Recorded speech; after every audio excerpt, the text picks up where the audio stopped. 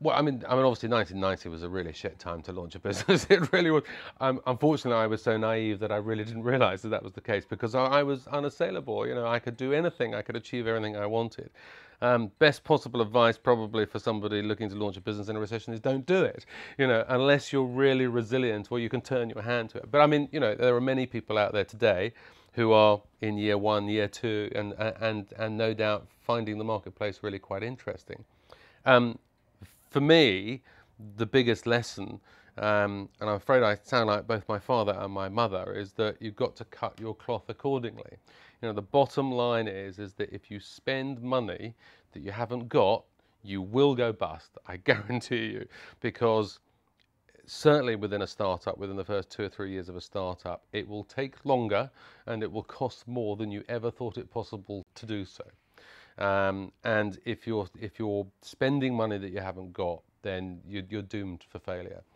And whilst this might be sort of, you know, coming from somebody like me, you know, unusual advice, the bottom line is you've got to spend your money really carefully and really manage the way that it is. Do not fall into the trap of thinking you can fly. Do not employ all these people that you think you need in order to get that fantastic sale that's just around the corner. Mr. McCorber wasn't right. Generally, things don't turn up. When they do turn up, it's because you've worked bloody hard and you've stuck to your guns and you've managed your costs and you've managed the resource that's available.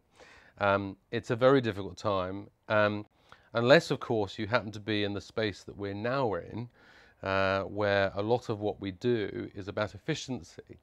I mean, clearly, you know, I've always had this view that downturns for businesses when they're beginning to move actually provide an opportunity.